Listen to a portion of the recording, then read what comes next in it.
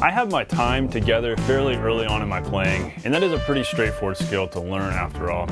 But my playing still didn't actually sound right, nor did it feel good. No matter how close to perfect my time was, there was still a big missing element, and I really had no idea what it was. Here's the thing, just take a look at a couple favorite drummers from a long time ago. John Bonham, his time was not perfect, but his drumming felt great. Ringo Starr, he didn't play with perfect time, but his playing felt great. Over time, I learned through experience that these guys and many other drummers possess something called feel that is even more important than time, ultimately when it comes down to it. So today, through a sort of human versus computer experiment, I'm going to do my best to prove to you that feel is indeed more important than time. This is going to be pretty interesting. Believe it or not, whether they realize it or not, feel is what a non-musical audience member actually cares the most about. That's why it's so important.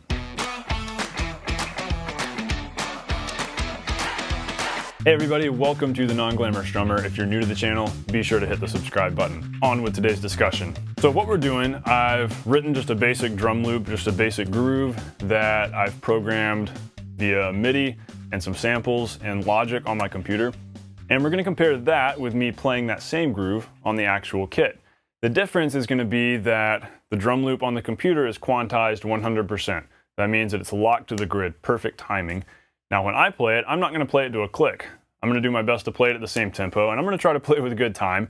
But if you line up a metronome to what I'm going to play, you'll find that I might slow down a hair, speed up a hair. It's going to be human, and it's going to be slightly imperfect.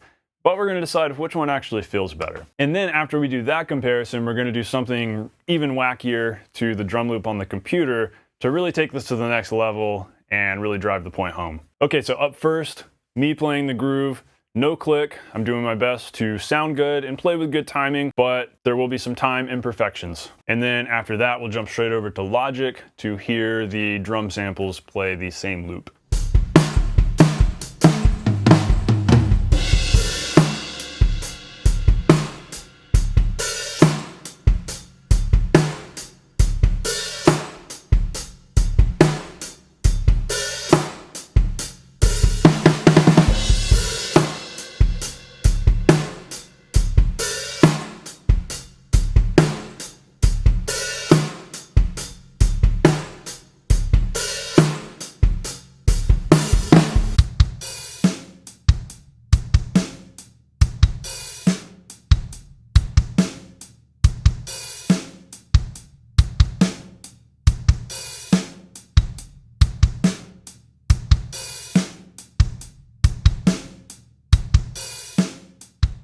Now having listened to those two examples, maybe you've got an opinion forming, maybe you were like super analytical nerd like I am and you're lining up a metronome in my playing to see does Steven speed up or does Steven slow down? And if you do that, that's fine. But just comparing those two, and of course this is my biased opinion, but I think this over here feels a lot better because it's a real kit being played by a human.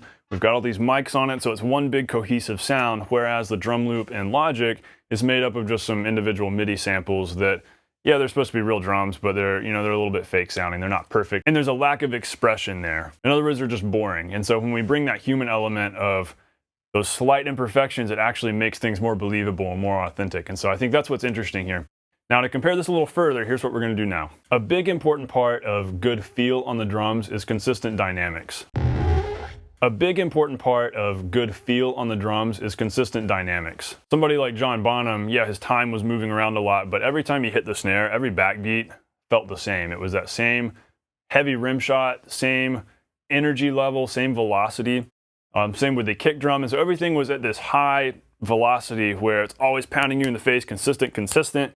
And so that dynamic consistency made up for the fact that there was a little bit of time inconsistency. So to experiment with that, we're going to mess up all the dynamics of the drum loop in Logic. We're going to have certain snare hits way down here and other ones way up here. We're going to mess up the kick and mess up the hi-hat and make it really sloppy dynamic-wise, but I'm going to leave it 100% quantized to the grid. So now we have a big dynamic mess at perfect timing to then compare with my playing, which is slightly imperfect timing, but pretty consistent dynamically.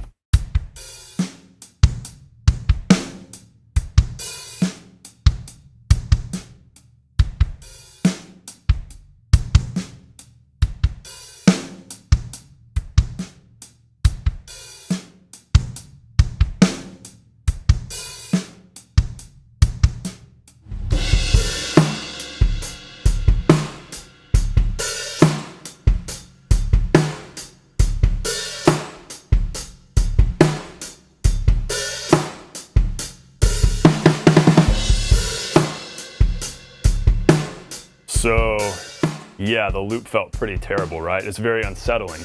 And that's something that you probably have a tone deaf, totally non-musical audience member listen to both of these and go, well, this drum part feels better and it feels like it's more in time than that really wacky feeling drum part. They might have no idea why, but it's because of dynamics, and it's because dynamics is such a huge important part of feel. And so is mixing, making sure everything's at the right level, like I've talked about in a lot of videos before. Ultimately, it comes down to a couple things, and a big one is that the human element of drumming is what makes a groove feel really good. When you, as a human player, can do your best to sound good and play with consistent time, those slight imperfections that you bring to your playing actually make it very cool and very unique. And also another interesting point here is that it's not just about dynamics, but it's also about the sound of the drums. If you're playing good drum sounds that are also consistent, then that's always going to feel better than bad, cheap drum samples that especially aren't consistent. Now, I know that we can kind of delve into the world of electronic drum programming and take a different look at this, but really the same principle applies.